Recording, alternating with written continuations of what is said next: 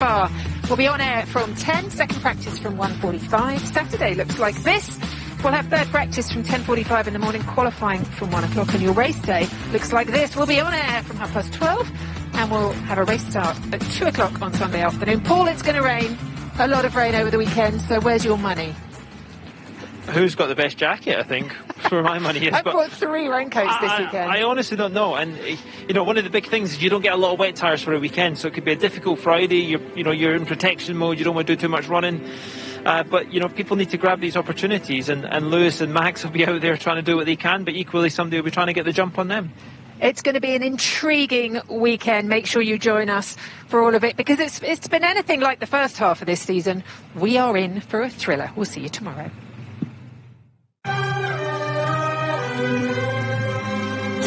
It's building up to one of the most legendary battles. Red Bull currently are ahead, and we are the hunters, really. Verstappen and Hamilton wheel to wheel. Yes. Great strategy and great driving. Congratulations. Thanks, Verstappen. You're a Monaco Grand Prix winner. That was brilliant. Oh, and that's Max Verstappen. Perez trying to come up Hamilton. Straight up! Max Verstappen goes past Lewis Hamilton. That was absolutely clinical, Max. Keep turning that screw. Well done. Hamilton's going to try again, this time on the inside, and comes to the touch! Verstappen is out of the race, and that's a big crash! Lewis, we never give up. We never give up. This is still on. Damn right. And there's Lando Norris touched, and into each other. It's a nightmare for Max Verstappen. Hey, what the happened there? It's going to be lights out, away we go for Lewis Hamilton only. Guys, you see, you just moved over on me, man. We will never give up. I will never back down from anyone. Sky Sports F1. Feel it all. Change happens fast. Accelerate through it. Formula One on Sky Sports, sponsored by Workday, a system for finance, HR and planning. That was fun. Alexa, play our dance playlist. Your playlist, dance.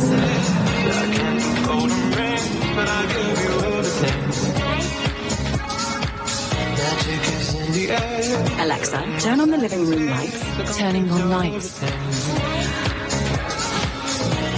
Alexa, can you pause time? Let's just enjoy the moment.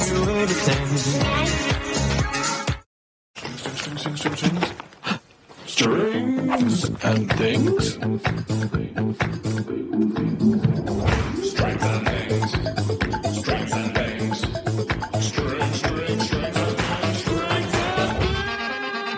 Now there's a whole range of strings and things called Strings and Things.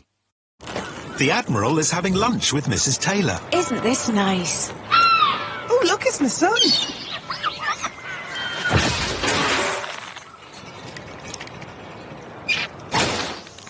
Isn't that your mum's cottage? Thank goodness the Taylor family are insured together with Admiral Multicover. All their cars and homes on a single policy. Admiral Multicover. Rewardingly simple. Warhammer 40,000 Imperium, the official collection. Week by week, build incredibly detailed miniatures. With brushes and paint, create your army. Learn to play with expert guides, featuring legendary Space Marines and brutal Necrons in deadly tabletop battles. Warhammer 40,000 Imperium, Issue 1, just $2.99. Simba have engineered their most comfortable mattress for a better night's sleep. Whoever shares your bed. 35% off in the August Bank Holiday sale. My credit score before ClearScore was horrendous. I couldn't even get a store card. I use the app all the time. I religiously check it every month. If it wasn't for ClearScore, I wouldn't have been able to get the pre-approved loan that paid for the bunk beds. We kitted out the whole house. It has completely given me control over my finance. Who doesn't love something that's free? Join Mary and the 11 million people already using ClearScore. Download the free app now. ClearScore, making credit work for you. As we move forward, it's up to all of us to keep our communities resilient. So carry on supporting your neighbourhoods to give them your best shot. At Actimel with 10 billion L-Casei cultures is rich in vitamin D to support the immune system. Actimel, immune support. Also deliciously dairy-free.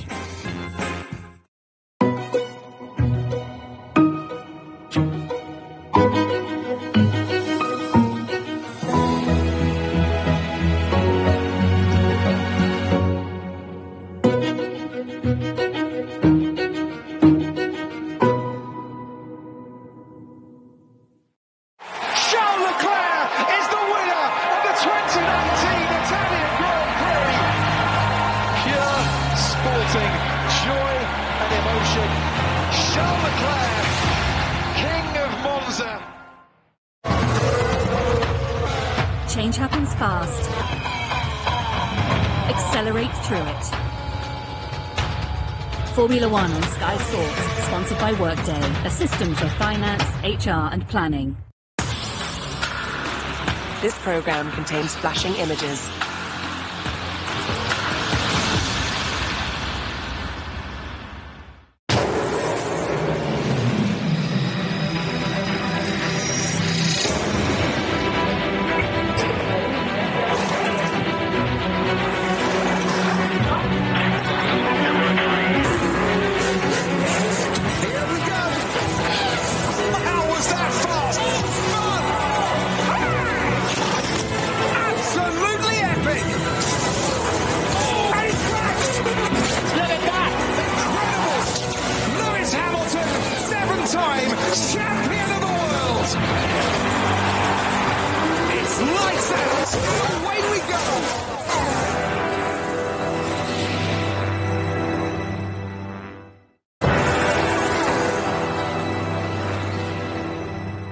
Welcome to Spa-Francorchamps, where it's time for the drivers' press conference ahead of the 2021 FIA Formula One Belgian Grand Prix. And as per usual, we have 10 sessions coming your way this afternoon.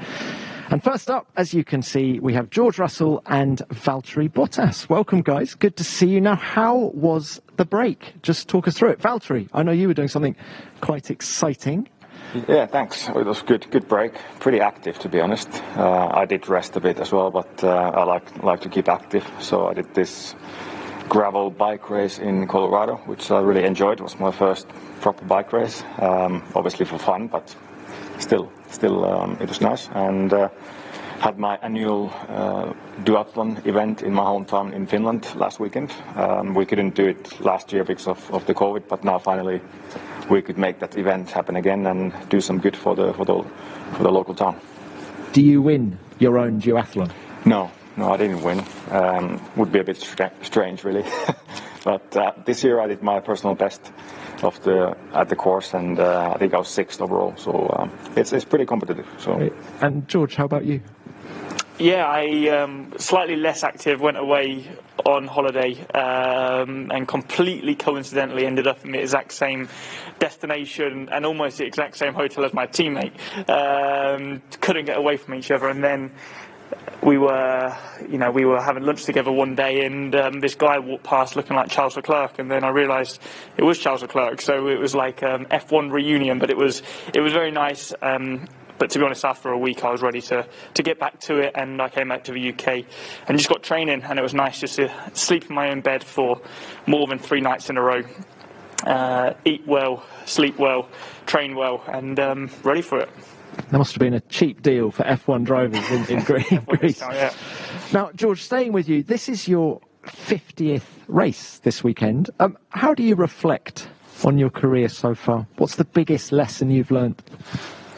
Biggest lesson is, I guess, F1's not easy. It's a very complex sport. I guess the stars have to align always. But it's been extremely exciting. It's very surreal to think it's my 50th race. I was actually talking with Lando yesterday about it. Obviously it's both our 50th. And it's just flown by. It's absolutely flown by. And I guess sometimes you just stand away and pinch myself to think, blimey, it's been a lifelong dream, and it almost feels normal coming every single race weekend to race a Formula One car, but it really isn't. And I'm so fortunate to be doing something I love, and with amazing people, and actually seeing this progress we've been making. Obviously, off the back of the double points finish in Hungary was massive for us, and really been part of this journey with Williams from the beginning. You say Hungary was massive for you guys. Are you expecting a harder time here at Spa? I don't really know, to be honest, because we went to Silverstone thinking we'll struggle for pace, and we got into Q3. Went to Budapest thinking that'll be our strongest circuit, and I was out in Q1 for the first time. So, but obviously came home with points. It's a very dynamic season. I think it's very, very close in that midfield. It doesn't take a lot to get it right or to get it wrong, and that can have a massive swing in your performance. But I guess there's less pressure on our backs now, and we can go out there and really put it on the line even more, and try and really seal that P8 in the Constructors' Championship, which was always the goal for us. But I think we're in a great position to keep on pushing it and score even more points. Thanks, George. Valtteri, coming back to you, you're carrying a 5-place grid penalty here as a result of the crash in Hungary. How does that change your approach coming into the weekend? I think, anyway, always on this track, the race pace is quite important if you compare qualifying pace versus race pace. So, need to focus on that, whatever we do in the practice, but not forgetting, I still need to try and qualify well. That I don't want to start out of top 10 example, but out of all the tracks to have a grid penalty is definitely on the good side of the list, because racing is here good. You can overtake, and if you have the pace, so race pace is going to be the key. How do you see the competitive order here between yourselves and Red Bull? I think it will be close. It's impossible to predict nowadays, and it's quite fine margins between us two teams. And I think we again take all the learnings we can from the last race, especially for me personally, and I'm sure it's going to be a good battle again. Okay, thank you. And before we go to the fan question to both of you, do you know yet what you're doing next year? There's no news to share yet. So, no. Is that a surprise? Because both of you said before the summer break that you wanted your futures sorted before we got to Spa. Not really. I mean, maybe. Who knows? Maybe I know something, maybe I don't. But like I said, there's no news to share. George, can we just get your thoughts on the situation, please? Yeah, I guess no news to share at this stage. Still obviously in discussions over the summer break, but there's nothing to announce one way or another this weekend, and probably not next weekend either, to be honest. So, which is, I think, is no problem. Everything is, do things right rather than quickly, let's say. Okay, thank you guys. Let's go to our fan question now. Take a listen to this. Hello, my name is Jean, and my question is, how many times a week do you drive your Formula 1 car? Great question. How many times a week do you drive your Formula 1 car? Not enough is the simple answer. We only drive when we race, obviously, which makes it difficult for us, I guess. Roger Federer, or he's playing tennis probably every day, or Ronaldo is kicking a football every day, whereas for us, we only get to drive a car 23 weekends a year. So a bit of a shame, but that's life, and we got to make the most of it. Thanks. Valtteri? Yeah, unfortunately, only on a good weeks, 3 days a week. That's it. We would love to drive more, but at least we get those days. Thank you. And before we make the switch, this email question from Erwin Yegi at motorsport.com. George, it's to you. It's about Formula E world champion Nick de Vries, who's been linked as a possible candidate for a drive with Williams in 2022 if you do move on to another team. Erwin says, how do you rate Nick as a driver and a competitor, and do you think he deserves a chance in Formula 1 based on what he's shown during his career so far? I think Nick's a fantastic driver. He's a Formula 2 champion, he's a Formula E champion. He's definitely got the speed, he's got the charisma and the right attitude to be an F1 driver. So unfortunately, Formula 1 only has 20 drivers, and for a great driver to come in, a great driver has to leave. So it's not quite as simple as that. But he deserves to be here. But let's see if he gets the opportunity, or if the opportunity arises itself. But unfortunately, there's not enough space for everybody.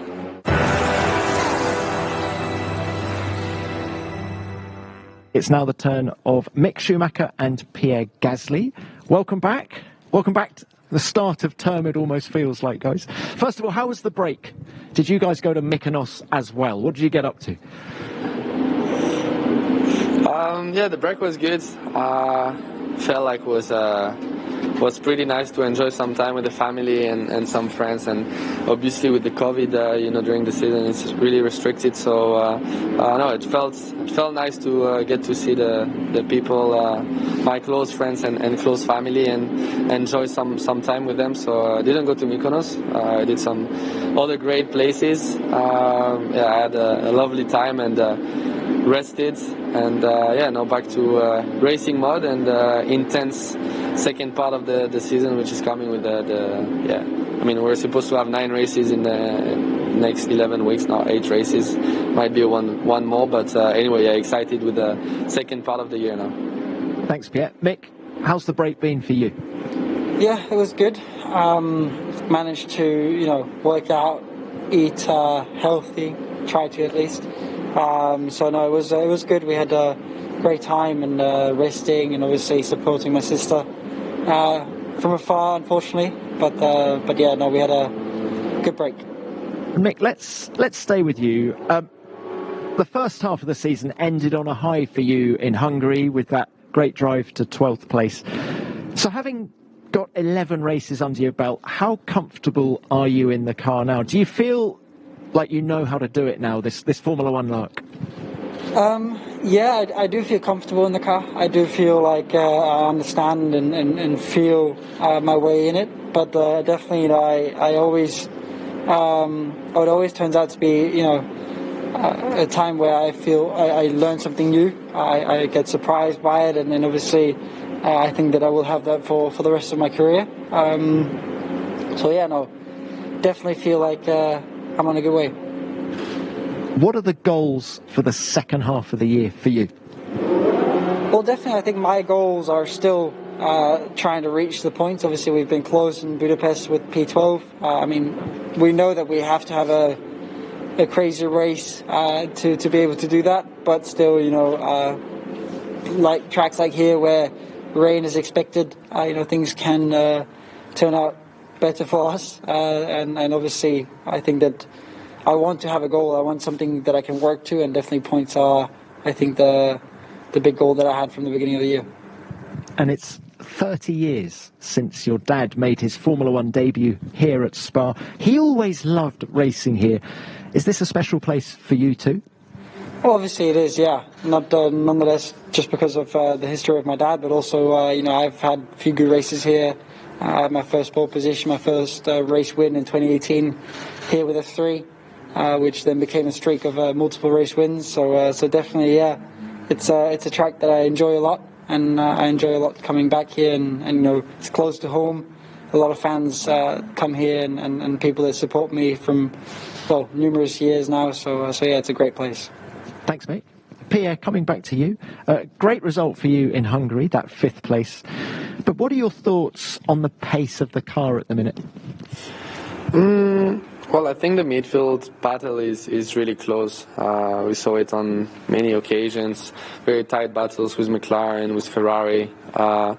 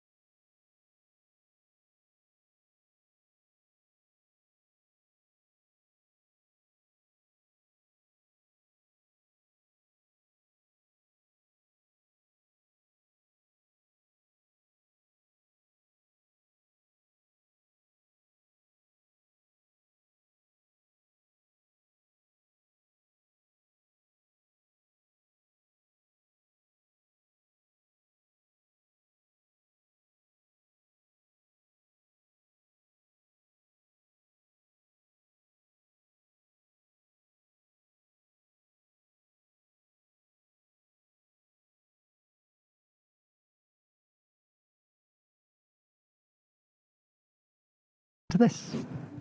Hello, what is the best thing about racing at Spa-Francorchamps? Thank you, good luck. Thank you for that question. So, guys, what is the best thing about racing here at Spa?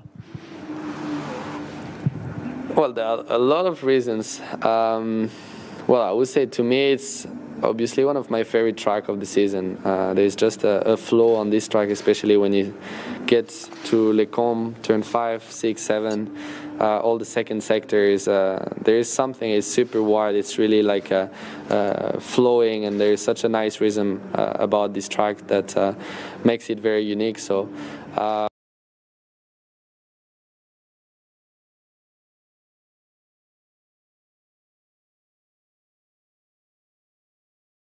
Between qualifying and Sundays where the weather is very unpredictable, and also from past years I've had some really crazy races just due to the rain, and that's one thing that makes it exciting, and looking at the weather forecast this weekend it could make it really fun. So yeah, quite a lot of good reasons, but I would say this main two. Yeah. Thanks, Pierre. Mick? Well, I guess he summed it up pretty well. I think that the track is one of the most historical tracks in Formula One, and personally as well. For me, I think that it's one of the most fun tracks to drive on. Obviously, we have the big hill climbs, we have the Eau Rouge, we have so many like daring corners as well, like Pouin, which is like on edge in every car basically. I mean, obviously in Formula One, some cars are able to go flat through it. I'm not sure how it's going to be this year, but definitely looking forward to just driving and enjoying my time out there. Great, thank you guys, and thank you for that fan question. Great question. Before we go to the print media, there is just an email question I'd like to ask both of you. It's coming from Luis Vasconcelos at Formula Press. Perhaps we could start with you, Pierre. What was your reaction when you heard the Japanese Grand Prix has been cancelled for this year, and how much will you miss racing at Suzuka? I must admit I was really sad because Japan is, first of all, a place I love. Thanks to the history and the fact of living there for some time and being a Honda driver, it's been always incredible, the support I've received there, and especially this year being the last year of Honda.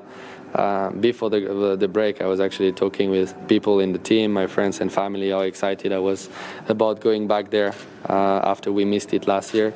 And then I was I kind of knew there was something going on, and especially with the Olympics, that people were waiting to see how the Olympics will go.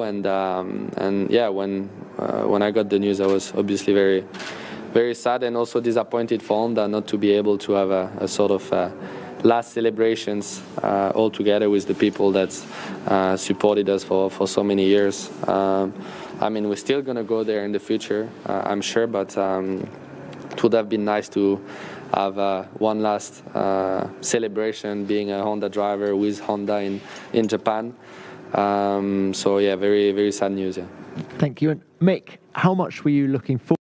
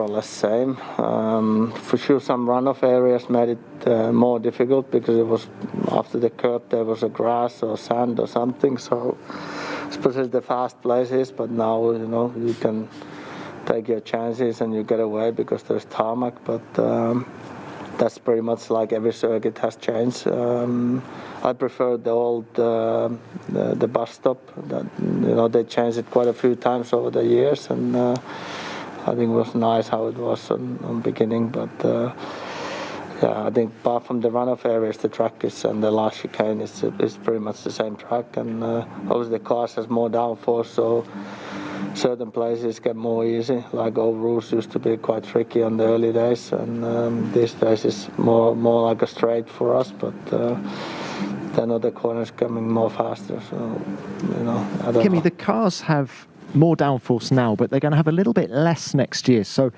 with the 2022 cars in mind, will the fast corners here at Spa be that much more challenging to drive?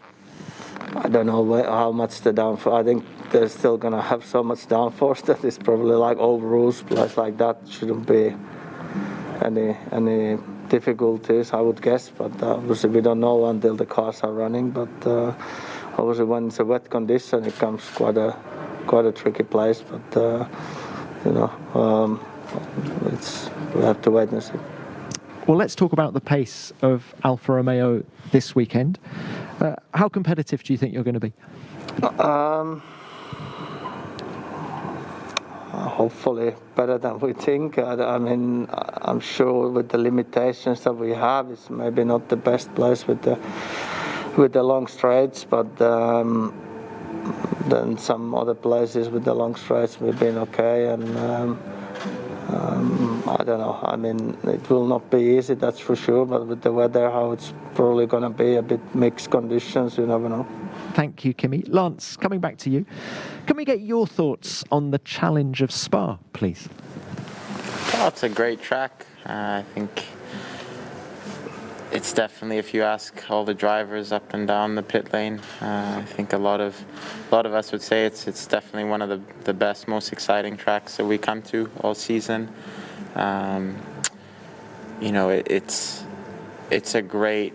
It's a great place also for racing, which is always fun. You can overtake around here. Racing is close, and and it's just really fast. The whole second sector, middle sector. It's a lot of high-speed corners where you really feel the car come alive, and it's a special place for that. You drivers talk about Eau Rouge being easy flat. Do you still have to brace yourself as you're going down the hill towards the corner, though? It's not much of a corner anymore. Looks impressive, but it's not actually much of a corner anymore. I think, as you're approaching like turn 10, Pouhon, I think that's a more impressive corner. When you're driving, that's a corner where it's more on the edge. The car's more on the edge, and it's not so much about Eau Rouge anymore. Sometimes at the first lap of the race and stuff, it can be an exciting corner when you're following someone. It's not always easy flat, but it's on a qualifying lap, it's not really much of a corner anymore. Now, although if it's wet, I'm sure it'll be interesting. Which it may well be, yeah. Now, Lance, you're carrying a grid penalty coming into this race for the crash in Hungary. How does that affect your mindset coming into the weekend? Well, it doesn't really change much. It's, what's done is done. I have the grid penalty, so, I'm focused on what I could do. It's a track that, like I said, you can overtake on. So, there's still a lot of opportunity and a long race ahead.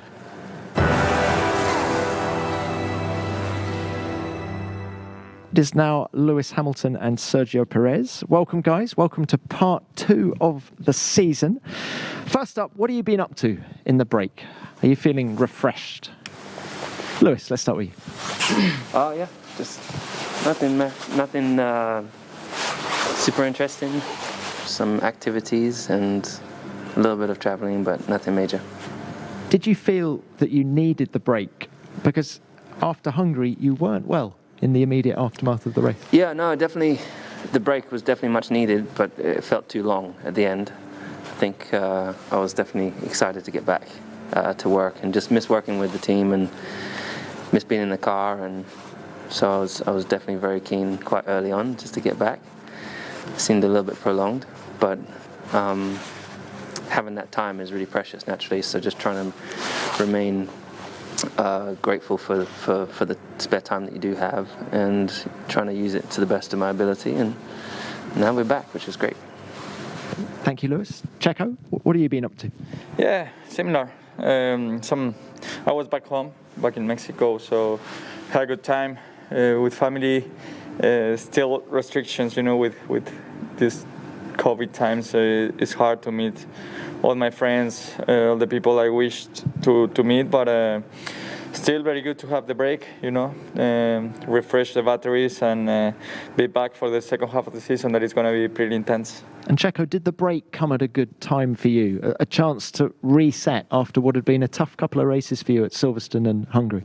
Yeah, definitely. I felt that some years you need it more than others, and this was a year that I really enjoyed my break, to mentally refresh myself. It was pretty good time to do it. And Checo, let's talk about the pecking order. How do you see it between Red Bull and Mercedes coming into this Belgian Grand Prix? Well, I think it's pretty close between us. I think I will expect to keep it that way for the rest of the season. Some tracks, they might go stronger than us, and vice versa. So, yeah, I just hope that it stays very close between us. Can I throw that same question to you, Lewis? Do you feel Mercedes have bounced back up at the last couple of events? Yeah, I think so. I think we've definitely upped our game, and I think we've also just during this break, in terms of taking time to reflect and look at where we've been and where we're going, I have no doubts that we will take another step forward in our processes and how we apply ourselves. So it's been really a real positive thing to see. Lewis, can I throw a stat at you now? Because this is the 150th race of the turbo hybrid era. And of the first 149 races, you've won 77 races. That's more than half of the races that have taken place. Can you tell us what it's been like to ride the wave of success for so long? Well, it's obviously been an incredible privilege, and I don't know if you saw the post I posted the other day about living in gratitude. Really, when I decided to leave McLaren and move to this team, I truly believed that at a certain point we would experience great success. But of course I could never have expected or imagined that we would have had the success we have had. But when you look at the group of people that I would get to work with, it's no surprise. And the energy within the team, if you look at HPP, what they've been able to do over this time, continuously, year upon year, has been really inspiring to see. And yeah, so we've all had to bring our A game time after time, and that's what's exciting about this sport. Every year it's new. Every year it's a new challenge. It's new. The technology is continuing to advance, and we've been at the forefront of that. And so yeah, naturally I feel very grateful. How addictive is winning? I don't think it's the winning that's the addictive part. I think it's maybe when you're younger, that's probably the thing that you're chasing all the time, and of course that's what we are chasing. But I think it's what's going on in the background which people don't necessarily get to see. It is that grafting. It's that ride of emotions that you have with each and every single individual within your team, both at the track but also back at the factory. And it's quite a long distance relationship you have with the people at the factory, because there's so many people, you don't get to see them all the time naturally, but you're all in the same you're all in the same boat, rowing in the same direction. So it's that journey, and then seeing the happiness on people's faces when you have this success. I'd say that's probably the part that's contagious, and something maybe that I would say that I chase mostly. Thank you very much. We're going to go to the fan question next. So take a listen to this. It's Checo, it's directed at Lewis, but I would like your thoughts on the question as well. Have a listen. Luis Antonio are a hero for a lot of kids, but who was your hero when you were a kid? So, what's his name? Did you hear that? I didn't catch his name actually, Lewis. But who was your hero when you were a kid? Hi.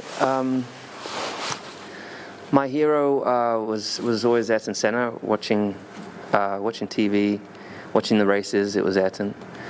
But I think probably I would say 100% my real hero is my dad. He's been the person that I've always looked up to, the person that I always aspired to be more like.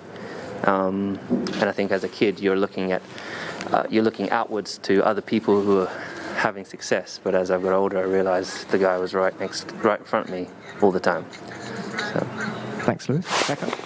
Yeah, Ayrton was a great character. I really liked. He really inspired me the way he used to drive and how he behaved out of the car, what he did for his country. With his foundation, he was really looking after his people, and that really inspired me to admire him. Great, thank you, and thank you for that question as well.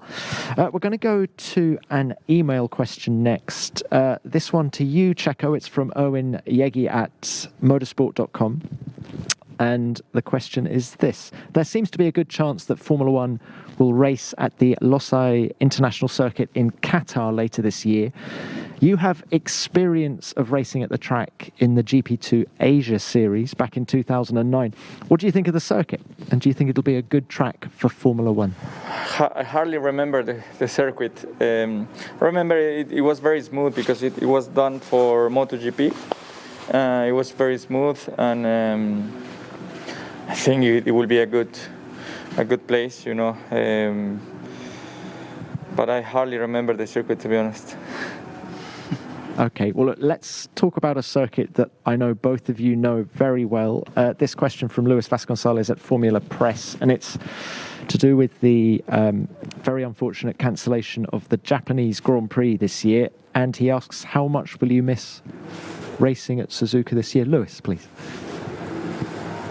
I mostly miss going to Tokyo. I just love Tokyo the most. But the whole experience of going to Japan, such a beautiful place, and naturally seeing all the incredible fans, are so unique in their own way. And, they're so creative in the style that they come to the racetrack, and the energy that they project throughout the weekend of just pure excitement. It's a different group of people. Obviously you come to Europe and it's a very Europe thing. Everyone's having beers, and it's a different vibe, right? You don't see that in Japan. They're at the theme park. They've got really creative costumes on. They've got these amazing hats that they've created with cars, all different shapes on the top of their caps, and it's really, really awesome, Japan. So, but as I said, Tokyo is one of my favorite cities, if not the favorite, and so I'm definitely gonna miss going there and just experiencing that culture. But I hope that we get to go back next year, and I hope people there are staying safe. Thank you, Lewis. Checo, your thoughts? Yeah, it's definitely a very unique place to race in. The culture. Being in Tokyo, it's definitely one of the races that I'm looking the most forward to in the year. The fans are amazing. They really love the sport. It was going to be very special, to race there with Honda. Especially that Honda are leaving after this season. What was going to be a very special one. We were preparing a lot of special stuff for that race, and it's a big shame, but I just like Lewis, I look forward to race there next year, and I really hope that the people are staying safe there, and yeah, it's the times that we're living through now, and yeah, hopefully we are able to go back there very soon. It is now the turn of Fernando Alonso and Yuki Tsunoda. Welcome, guys. Good to see you after the break. Let's talk about the break. Fernando, first up, what have you been up to? How are you? You're ready to go? Yes, I'm ready to go. It was nice to have a break, not only for us, I think for the mechanics. Everyone in the team really needed. After Hungary also was a very nice race for the team, so we went into the holidays with good mood. And yeah, I was 1 week of holiday, the first of the 3 weeks, and then the last 2 weeks I was getting back to normal training regime and a little bit of karting as well. I was in Spain, so yeah, quite nice break, and now ready for this final part of the championship. You knocked up a few kilometers on the bike. What's the biggest distance you did in one day? I think this summer it was like 140 or something like that. Last year I did one day 202 or something like that. And of course, you were driving your Formula One car at Le Mans last weekend. How was that? Yes, it was very special. You know, to be honest, being back in Le Mans, it was special for me after obviously the 2 wins there. But it was a special day for Alpine. You know, being there with the WEC car, with the Formula One, with the road car, all together in this parade lap, it felt very, very nice.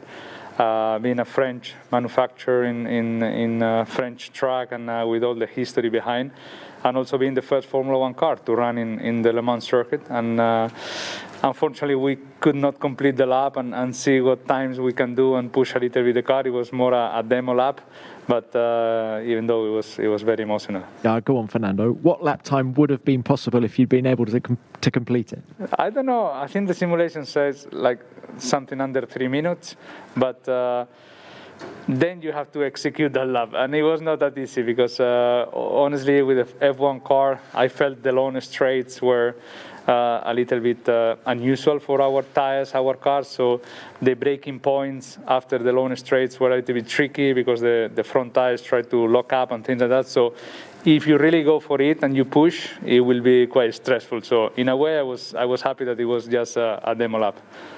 And of course, we're back at Spa, and you've had a busy day signing a new contract, it seems. Was it ever in doubt? No, I mean, on my head, it was all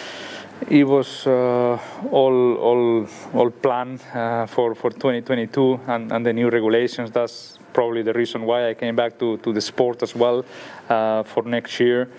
But then, you know, you need to have also the trust of the team, and you need to execute good races in this first part of the season, you know. So it was not in doubt, but, you know, the contract was 1+1. So at one point we have to agree for 2022. And, yeah, I'm very happy with the team. I'm very happy with the comeback. I'm looking forward so much into next year. And the team apparently is happy as well with my job so far. So, you know, it was we took 1 minute to make the decision. And looking ahead to this weekend, how does it look for Alpine? Do you think you'll be as competitive here as you were last time out in Hungary? I hope so. I think looking at last year, it was quite a nice weekend for Renault. So we come here with you know, some positive approach, thinking that we can be competitive. But at the same time, you know, we know where we are, and sometimes getting into Q3 is our maximum target on Saturdays and getting some points on Sunday. But the weather is a threat all weekend, so maybe we can take benefit from that. In Hungary, it worked well with a few drops of rain at the beginning of the race, so let's see what happens here. Thank you, Fernando. Yuki, coming to you, how's the break been?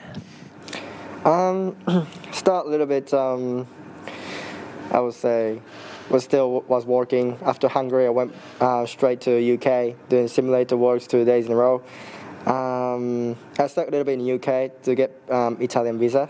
So I spent a little bit first week in the UK, and after that went to Italy, moved to a new house, And yeah, most of the days I spend for the shoppings to get the new furniture. And yeah, last week I went to Lake Como. It was really relaxing, and yeah, most of the days was really relaxing, recharge my battery. What's your favourite bit of furniture that you've bought for your new house? Gaming chair. I bought a gaming chair, like office chair, and I think it will be nice. I didn't try it yet because still my office desk is not arrived yet, but I think it will be nice. Yeah, I can't wait for that one. Thank you. And Yuki, there was some very sad news over the break about the cancellation of the Japanese Grand Prix. Can we just get your reaction to that and how disappointed you are that you won't get to race at Suzuka this year? Yeah, I was really disappointed for that news. I mean, I was a little bit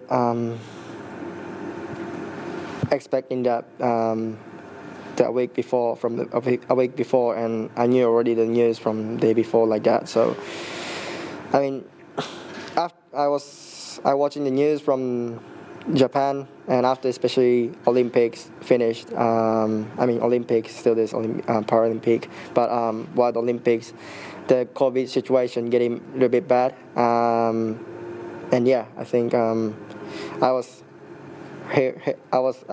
hearing from the government or like F1 stuff that if it's getting bad, I think it will be cancelled. Highly chance that it's going to be cancelled, and that happens. And I was really looking forward, especially driving in front of the Japanese fan, and also driving in Suzuka. Last time I drove was Formula 4, and I was really looking forward to it, to feel the difference, especially Formula 4 to Formula 1. But yeah, I think it's a bit sad, but it is what it is, and I try to show the Japanese fans in the TV from performing well. Thank you, Yuki. Let's go next to our fan question. Take a listen to this. Hello, my name is Sasha. My question is, when was the first time you drove a car? Which car? F1 or what? Normal car, I think. I think you can answer the question however you feel you want to. Let's say road car. When was the first time you drove a road car? I don't know, probably when I was 15 or something like that. I drove my father's car in a go-kart circuit just for a few corners. But then obviously I wait until 18 to have the driver license, and yeah, I did one class, I remember, with a teacher just to prepare the exam, and yeah, that was 18. And what about a Formula 1 car? Formula 1 was in 99, 18 as well. Thank you. Yuki? I was like 8 or like that. It's a bit illegal in Japan, but it's very illegal. Not only in Japan. I mean, not like I didn't. At that point, I was really short, so I was not. Of course, I couldn't reach the throttle. I was driving just steering, but it was really fun, I think.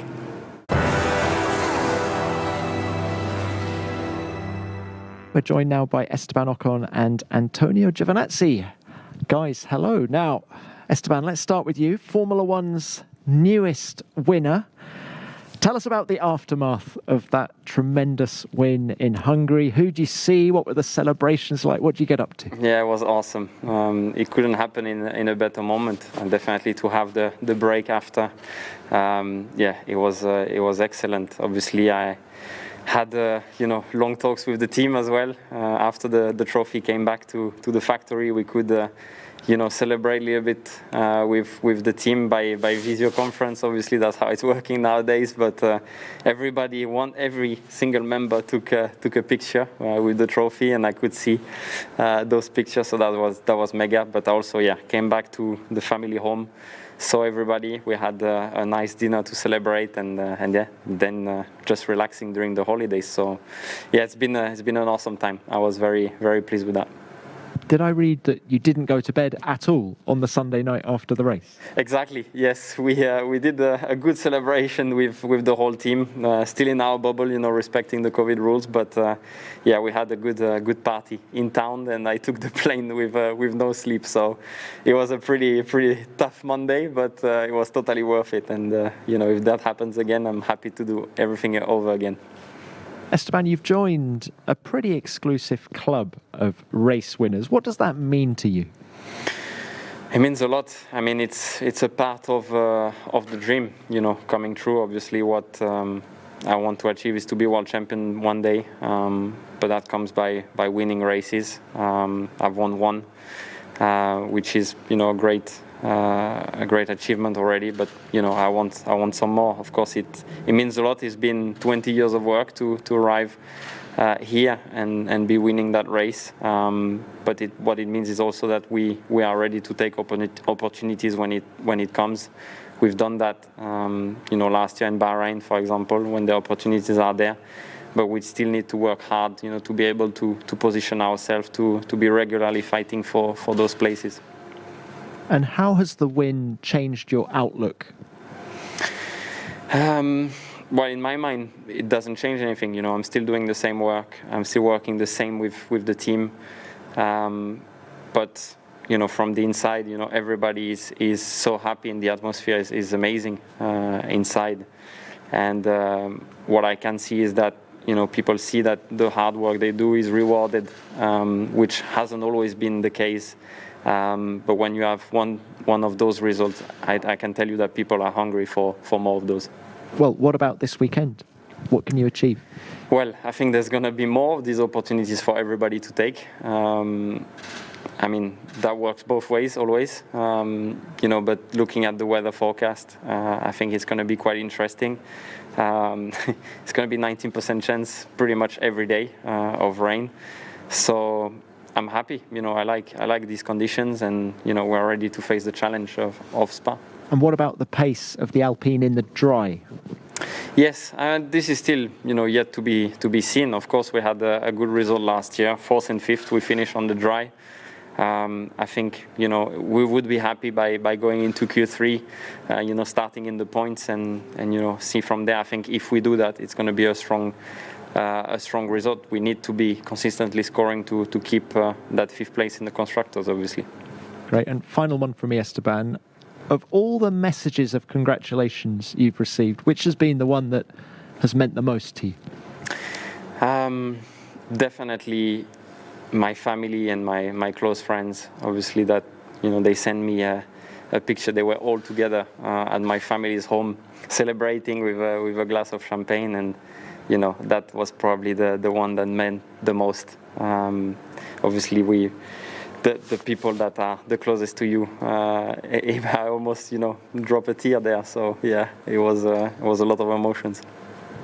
Thank you very much. Now, Antonio, coming to you, welcome back. Second half of the season. How refreshed and ready do you feel after the break? Yeah, it was good, especially after a long first part of the season. I was back in south of Italy, with my family, my friends.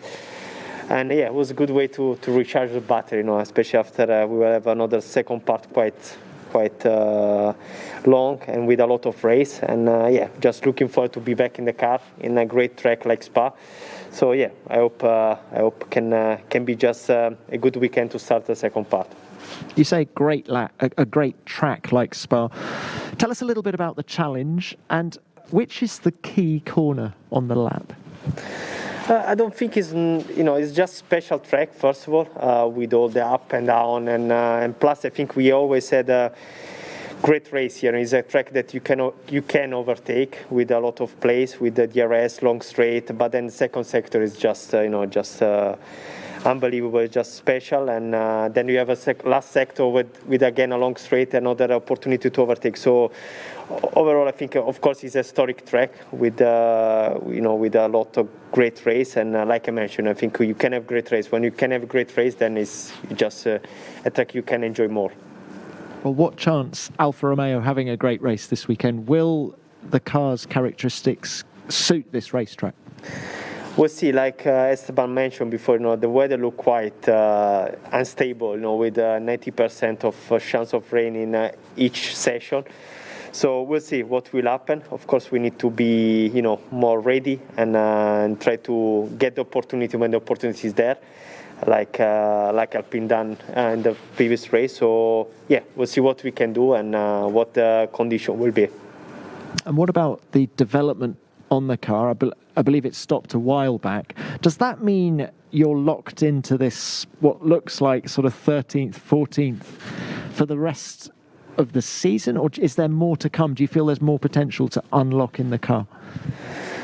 No, of course the car will be that one for the rest of the season, so we'll see now just with the condition, with the track, what can be better for us. We'll see here in Spa, and then we have another 2 races done for that nobody know. Will be the first time in Formula 1. And is one of my favorite track, especially when I race in F3 in Zandvoort, and then Monza, the home Grand Prix. So we have three important races, and we'll see how it will be. Of course, like you mentioned, our place now is 13, 14, but can change, can be better, can be worse. So we need to just, like I mentioned before, use the opportunity when the opportunity is there. And how does the simulator, now that it's up and running in Hinwil, how does that help you prepare for the weekend and get the most out of the car? Still a long way to go. It's quite young, the simulator, and but of course we are doing some work now. Try to improve first the simulator, and then likely we can start to use the simulator to improve also our car. Kemi reckons that he's doing a lot of time on it because he lives near the factory.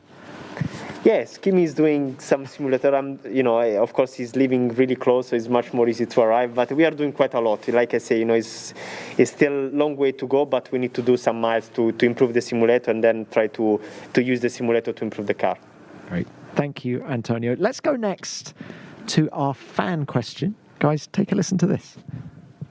Hello, my name is Emily, and my question is, do you follow a special diet? Do you guys follow a special diet? Thank you for that question, by the way. Special diet? Not in the last 2 weeks. Mama's cooking. Yeah, but no, yeah, of course I'm doing because I'm quite tall like Esteban, so if we gain kilo, then we are quite heavy. So, but I'm lucky, to be honest, that also if I eat quite a lot, my body is still really skinny. So this is a good point for myself. But of course, yeah, I'm doing nutrition. I have some nutrition to follow. But just a normal one, just don't eat too fat, no ice cream, not in the last 2 weeks, but no dessert. But yeah, of course, I follow some nutrition. Esteban? Well, I'm quite lucky that, I need to force myself to eat more the whole time to keep the weight up. So I did, a little bit of enjoying. I had like some club sandwich, some fries, and a bit of cheat meal during the holidays just to relax. But came here on the scales and it's pretty much the same. So I even lost a little bit of weight. So yeah, I really need to force myself to have the right amount of food each time, and yeah, more than what I would like to. So yeah, no, I just need to eat clean and as much as I can.